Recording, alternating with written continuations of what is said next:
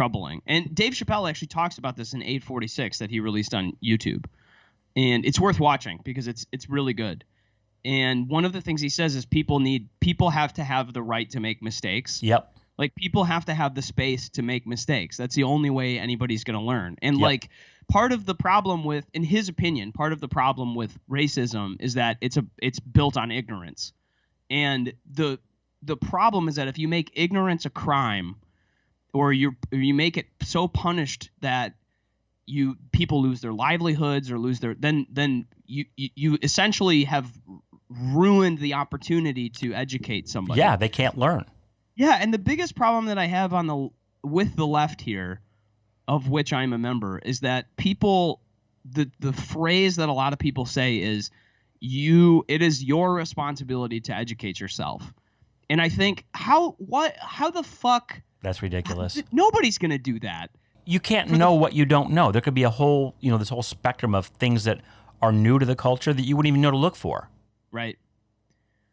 I mean, yeah, and not only that, but the frustrating thing about a lot of this also is like, educate myself reading which people who you agree with or people who disagree with you.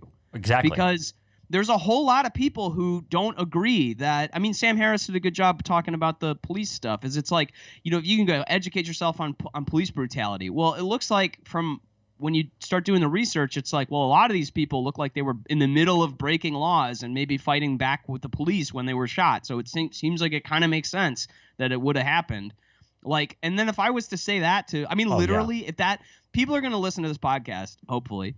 And I mean, like, the truth is that, like, any of the things that we talk about on here, like, I'm mentally preparing myself that, like, one of these days in the future, I'm going to have to go back and basically defend because I'm sharing open thoughts, and people are going to be like, wait, what the fuck, Lemon, you think that police shootings are justified? And I'm like, well, yeah, some of them, if you look at the data. Just saying that fact alone, just saying that, just saying the actual fact is going to bring you into trouble with a whole bunch of the people who are at the most radical end of this. And the problem is that those are the people who are persuading the mass of others. They're the ones, by using the bully pulpit through Twitter or whatever, or whatever, they're the most radical members that the moderates in the left have not stood up to go like, hey, you're being fucking crazy.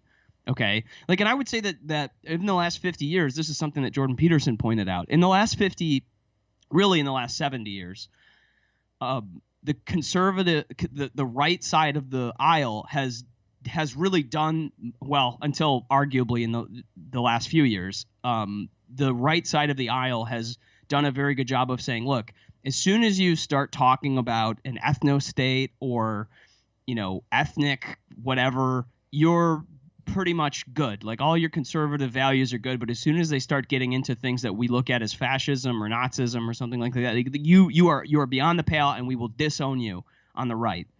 And most reasonable conservatives would all say that.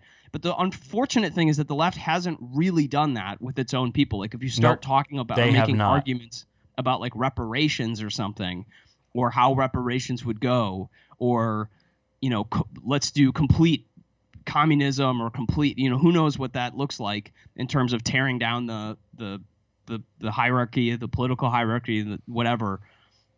The left hasn't done as good of a job in saying, okay, now you're beyond the pale. Now we're gonna disown you and you're on your own.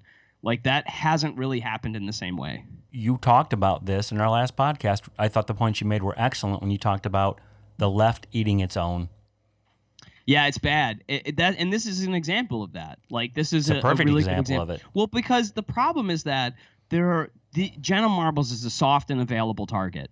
Like, the real problem is that, like, people who are angry at the concept of let's say, like, when people say systemic racism, one of the things I think they're accurately referring to is that there's been if you look at the statistics in terms of generational black wealth in the United States versus white wealth, it's completely different.